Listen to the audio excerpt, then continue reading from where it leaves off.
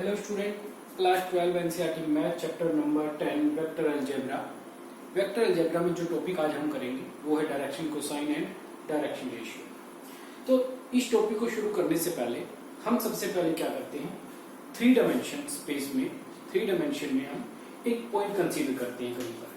तो यहाँ कोई पॉइंट है हमारे पास, जो पॉइंट क्या है उससे पहले हम बात करें तो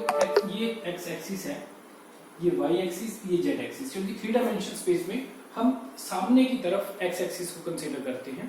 और इस एक्सिस पर यहां से यहां तक की डिस्टेंस हमने कंसीडर किया, ये एक स्मॉल एक्स के साथ में इसको लिया, ये एक्स डिस्टेंस है, यहां से लेकर यहां तक की ये हमारे पास एक वाई डिस्टेंस है, और यहां तक बात करें ये एक जेड डिस्टेंस है हमारे पास। तो इनके अकॉर्डिंग जो इतनी इस ओरिजिन से y एक्सिस पर y डिस्टेंस तक, x एक्सिस पर x डिस्टेंस तक और z एक्सिस पर z डिस्टेंस तक, इतनी डिस्टेंस के अकॉर्डिंग जो हमारे पास एक पॉइंट होगा, यहाँ पर स्पेस में पॉइंट होगा, उस पॉइंट के कोऑर्डिनेट क्या होंगे, उस पॉइंट P के कोऑर्डिनेट होंगे x, y और z। तो देखते हैं वो पॉइंट हमारे पास कहाँ पे होगा। इन दोनों के अकॉर्डिंग बात करें तो हमारे पास ये ट्रेस हो रही है लोकेशन उनके लिए, पॉइंट के लिए इस तरीके से। तो हमारे पास में जो वो पॉइंट आएगा, वो पॉइंट इस तरीके से हमारे पास यहां पर एक पॉइंट हमें मिलने वाला है, वो यहां पर। तो यहां पर थ्री डायमेंशन स्पेस में वो एक पॉइंट है यहां पर, और उस पॉइंट के कोऑर्डिनेट जो है P x y z, P point के x y z ये कोऑर्डिनेट है। ये कोऑर्डिनेट का मतलब क्या है कि यानी कि x एक्सिस पर वो पॉइंट x एक्सिस के लोग ओरिजिन से कितनी डिस्टेंस पर है, y एक्सिस के अकॉर्डिंग ओरिजिन से कितनी डिस्टेंस पर है, और z एक्सिस के अकॉर्डिंग ओरिजिन से वो कितनी डिस्टेंस पर है, ये पॉइंट हमें ये बता रहे हैं। तो अब ये जो पॉइंट है, इस पॉइंट को, अगर इस पॉइंट की पोजीशन को बताने के लिए हम एक वेक्टर लें, ओरिजिन से इस पॉइंट तक की डिस्टेंस को बताने के लिए ये हमारे पास जो एक वेक्टर है,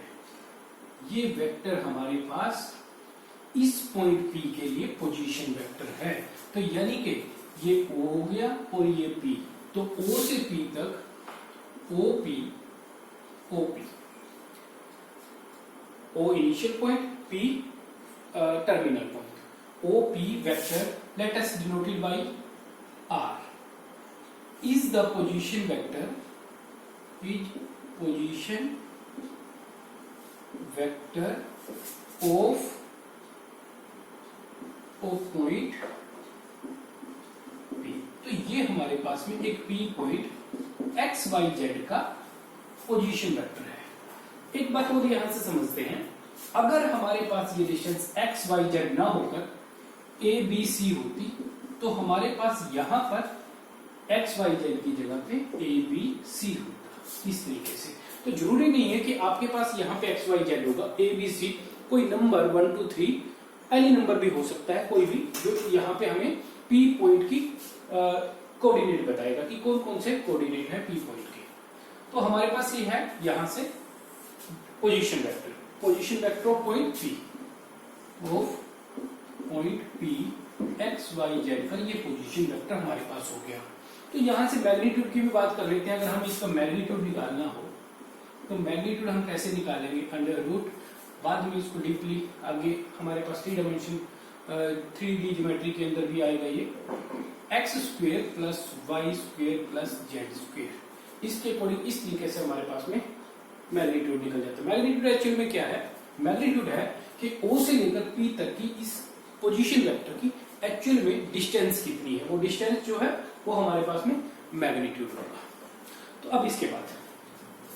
हमने ये पोजीशन वेक्टर को समझ लिया है, अब हम इससे आगे देखते हैं हमारे पास डायरेक्शन कोसाइन और डायरेक्शन रेशियो क्या होंगे। तो यहाँ पे हमने बात की कि एक पॉइंट P जो है, ये जो पॉइंट P, यहाँ पर आप देखोगे ये इस तरीके से, कोई भी यहाँ पे एक इस तरीके से वेक्टर है, ये OP एक वेक्टर है, या हमने यहाँ पे इसको डिनोट किया है R वेक्टर के साथ में। R इज द, R क्या है, O से लेकर P तक का जो वेक्टर है उसको R से डिनोट किया गया है। तो यहां से हम एक चीज समझे कि ये जो पॉइंट है, ये जो पॉइंट, इसके लिए जो ये वेक्टर है, पोजीशन वेक्टर आर वेक्टर, वो तीनों ही एक्सिस के साथ, एक्स एक्सिस, वाई एक्सिस और जेड एक्सिस के साथ कोई ना कोई एंगल बना रहा है, और वो एंगल हम यहां पे मेजर कर रहे हैं positive direction of X axis, Y axis and Z axis के साथ में। तो यानी कि ये जो एंगल इसने बनाया with the positive direction of X axis and with the positive direction of y axis and with the positive direction of z axis, in axis के साथ में जो यहां हमारे पास एंगल बने, वो एंगल क्या होंगे, एक्स एक्सिस के अलोंग में अल्फा, एक्स एक्सिस के अलोंग में अल्फा, वाई एक्सिस के along beta and Z axis के अलोंग वो एंगल होगा गामा एंगल। यानी कि अल्फा एक्स एक्सिस के अलोंग में है, अल्फा एंगल जो है, एंगल अल्फा अलोंग या विद द क्या है, with positive direction of X axis. ठीक है, किसने बनाया, जो हमारे पास में आर वेक्टर है उसने बनाया। ठीक है, उसके बाद में जो एंगल बीटा है वो है इसी तरीके से वाई एक्सिस के साथ में, positive direction of Y axis, and gamma angle जो है वो है हमारे पास में जेड एक्सिस के साथ में। तो अब ये एंगल क्या है, ये एंगल हमें बता रही है कि वो वेक्टर का जो भी हमारे पास में वेक्टर है, वो पोजीशन, उस पॉइंट के लिए जो पोजीशन वेक्टर है वो किस एंगल पर एक्सिस के साथ में है, एक्सिस के साथ में उसका एंगल कितना है, कितना वो स्लेंटेड है, कितना एक तरफ झुका हुआ है, ये चीज हमें बता रहा है। तो अब इसके बाद जब हम इन एंगल को कोस के अकॉर्डिंग, यानी कि cosine, cos alpha and cos beta and cos gamma, यहां पर इस अकॉर्डिंग वैल्यू निकालते हैं, तो ये हमारे पास में ये जो वैल्यू आती है, ये हमारे पास में होते हैं डायरेक्शन। ये यहां पर क्या है, यहां पर ये डायरेक्शन एंगल है, यहां पर ये इसकी डायरेक्शन बताने वाले डायरेक्शन एंगल है, alpha beta gamma, direction angle alpha beta and gamma. और यहां पे हमने कोस alpha, cos beta, cos gamma किया इसको, यानी कि अल्फा बीटा और गामा को हमने कोसाइन लिया हमने, तो उस अकॉर्डिंग ये हमारे पास डायरेक्शन कोसाइन बन जाते हैं। हमने डायग्राम को थोड़ा बड़ा कर दिया है ताकि इजीली हमें विजिबल हो, समझ में आ जाए। तो देखते हैं यहां से, alpha beta gamma direction angle है, ये अल्फा बीटा और गामा डायरेक्शन एंगल है। जब हमने ये वैल्यू कोस के साथ में ली, cos alpha, cos beta, cos gamma, ये हमारे पास डायरेक्शन कोसाइन है। अभी इनको हम दूसरी फॉर्म में भी निकालेंगे यहाँ पे, तो ये डायरेक्शन कोसाइन है, और इन डायरेक्शन कोसाइन को कहा जाता है एल, एम और एन से डिनोट किया जाता है डायरेक्शन कोसाइन को। डायरेक्शन कोसाइन यानी कि कोस alpha, cos beta, cos gamma. तो अब देखते हैं हम यहाँ पे, तो एक्चुअल में क्या है, एक्चुअल में ये जो पॉइंट है, इसकी रिप्रेजेंटेशन की बात अगर हम कर रहे हैं, तो वो पॉइंट के अकॉर्डिंग इस पॉइंट की डिस्टेंस एक्स एक्सिस के अलोंग में बात करें, ओरिजिन से ये एक्स डिस्टेंस पर है, वाई एक्सिस पर बात करें तो ये ओरिजिन से वाई डिस्टेंस पर है, और जेड एक्सिस के अलोंग ये यहां पर ओरिजिन से जेड डिस्टेंस पर है, यानी कि कोई ना कोई ये वैल्यू है। उसके अकॉर्डिंग इसके कोऑर्डिनेट थे एक्स, वाई एंड जेड। तो अब हम यहां से अगर एक प्लेन के अंदर, किसी भी 2 डायमेंशन प्लेन में इस यहां से ट्रेस करें इस चीज को, तो ये इस तरीके से आएगा हमारे पास। लेट अस हम वाई के अकॉर्डिंग ले लेते हैं पहले, जो यहाँ पे हमारे पास ये डायरेक्ट बना हुआ है, तो उसके अकॉर्डिंग हमने ये इस तरीके से लिया। ये हमारे पास जेड एक्सिस है, ये हमारे पास वाई एक्सिस है, और ये यहां से लेके यहां तक की डिस्टेंस हमारे पास जो है, ये डिस्टेंस है वाई, और ये हमारे पास पोजीशन वेक्टर हो गया, R is the position vector and this is the point P. और इसके अकॉर्डिंग ये डिस्टेंस कितनी है, जो हमें वहां पे 2 डायमेंशनल प्लेन में यहां पर दिखेगी, तो उसके अकॉर्डिंग ये है हमारे पास वाई। तो ये इस तरीके से हम बात करें, ये डिस्टेंस यहां से यहां तक की डिस्टेंस है वाई डिस्टेंस। ठीक है, और ये हमारे पास है एंगल बीटा। तो अगर मैं यहां से कोस बीटा निकालते हैं हम, अगर कोस बीटा, तो वो वैल्यू क्या होगी, कोस बीटा होगी हमारे पास, देखो कोस बीटा ये एंगल है, एंगल के अपोजिट साइड में जो लेंथ होगी वो हमारे पास परपेंडिकुलर, ये यानी कि बेस है और ये हाइपोटेनस है। और कोस क्या होता है हमारे पास, कोस बीटा या cos theta is equal to base upon में हाइपोटेनस, बेस अपॉन हाइपोटेनस। और उसके अकॉर्डिंग कोस बीटा हमारे पास आ जाएगा y अपॉन आर वेक्टर का मैग्नीट्यूड, क्योंकि यहाँ पे तो हमें लेंथ लेनी है, तो उसके अकॉर्डिंग हमारे पास आर वेक्टर का मैग्नीट्यूड आ गया यहाँ पे, और मैग्नीट्यूड आ गया है ये वैल्यू। तो इसके बाद में इसी तरीके से यहाँ पे एक्स एक्सिस के लोग बात करते हैं, तो वो पॉइंट इधर भी इसी तरीके से कोई ना कोई एंगल बना रहा होगा। वो एंगल क्या है हमारे पास, यहाँ पे एंगल अल्फा है, और ये एक्सिस उस केस में y है, और ये जेड एक्सिस हमारे पास एज इट इज पड़ी है। तो वहां पर अगर बात करेंगे तो ये डिस्टेंस यहाँ पर x बनती है, और उसके अकॉर्डिंग जाकर देखें तो cos alpha is equal to हमारे पास आ जाएगा X upon R vector magnitude of R vector. And similarly हमारे पास आ जाएगा cos gamma is equal to Z upon R vector का मैग्नीट्यूड। ये हमारे पास में आ जाएगी यहां से वैल्यू। अब इन वैल्यू को हम यहां पुट कर लेते हैं, एल एम और एन के साथ में हम इन वैल्यू को अगर लें तो उसके अकॉर्डिंग हमारे पास क्या बनता है, देखते हैं। L is equal to X upon R vector magnitude of R vector is M is equal to Y upon magnitude of R vector, and N is equal to Z upon magnitude of R vector. तो यहां से हमारे पास ये चीजें आई हैं। अब इसके बाद हम देखते हैं आगे, अगर हम यहां से एक रिलेशन बनाएं, रिलेशन एक्चुअली में किस तरीके से रिलेशन ना बना के हम कह सकते हैं कि हम इसको एक रीअरेंज करके लिखें, L is equal to X upon में आर वेक्टर है। हम इसको किस तरीके से लिख रहे हैं, हम लिख रहे हैं x is equal to L into R vector, and similarly m क्या हो जाएगा हमारे पास, m हमारे पास है y ओवर आर वेक्टर, तो m यहां से हमारे पास y हो जाएगा is equal to m into R vector magnitude of R vector, and z is equal to n into magnitude of R vector. हमारे पास ये चीजें आ जाएंगी। तो अब अगर हम एक यहां से रेशियो लेते हैं, रेशियो किस का रेशियो हम ले, अगर अब यहां से हम L और जो वेक्टर के कंपोनेंट यहां पर है, ये वेक्टर के कोऑर्डिनेट है, उस पॉइंट के कोऑर्डिनेट है,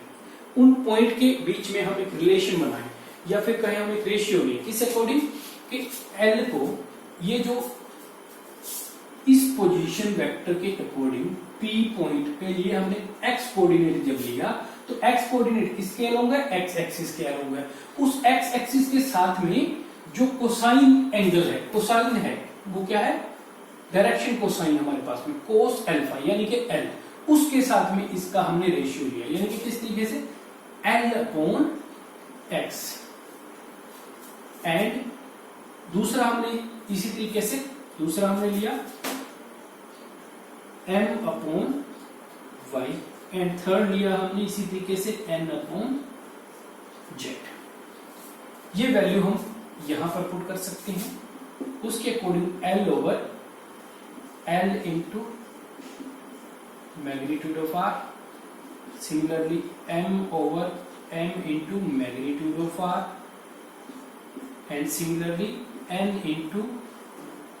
over n into magnitude of R। n से n कैंसिल, 1 बचा यहाँ पे भी और यहाँ पे भी, यानी कि इस तरीके से हमारे पास सोल्व होके क्या है, L upon x is equal to m upon y is equal to n upon में z इज इक्वल टू ये आ रहा है 1 अपॉन में r वेक्टर, यानी कि इन तीनों का ही जो हमने रेशियो निकाला वो एक कॉमन r 1 ओवर में r मैग्नीट्यूड आ रहा है। इसको हम किसी भी कांस्टेंट, हम कोई भी कांस्टेंट इसको बोल सकते हैं। लेट अस के से हमने डिनोट कर दिया, तो इस तरीके से हमने इसको के से डिनोट कर दिया है। तो यानी कि यहां से हमारे पास में क्या निकल के आता है, हमारे पास आता है कि ये जो नंबर है L इंटू में magnitude of R vector, magnitude of R, M into magnitude of R and N into में मैग्नीट्यूड ऑफ आर, ये जो 3 नंबर हैं, ये 3 नंबर हमारे पास ये जो डायरेक्शन कोसाइन है L, M और N इनके प्रोपोर्शनल है। ये 3 नंबर इनके प्रोपोर्शनल हैं और वहां से हम ये भी कह सकते हैं कि यहां से x, y और z, ये जो x, y और z, क्योंकि ये वैल्यू वही तो है, x, y और z, ये जो 3 नंबर है, ये 3 नंबर हमारे पास L, M और N के प्रोपोर्शनल हैं और ये जो नंबर है x, y, z, ये नंबर ही हमारे पास x, y, z, ये ही हमारे पास डायरेक्शन रेशियो हैं। इन्हीं को हम डायरेक्शन रेशियो कहते हैं। तो इस तरीके से ये आपके पास में डायरेक्शन कोसाइन और डायरेक्शन रेशियो था। यानी कि यहां से हम ये भी देख सकते हैं कि डायरेक्शन रेशियो एक्चुअली में जो पॉइंट के कोऑर्डिनेट थे वो ही आ रहे हैं, और ये जरूरी नहीं कि वहां पे एक्स, वाई, जेड होगा, वहां पे ए, बी, सी हो सकता है, या वहां पे कोई भी वो जितनी भी डिस्टेंस है वो डिस्टेंस हो सकती है। अब एक चीज और डिस्कस हम इसमें करते हैं। देखो हमारे पास क्या आया है,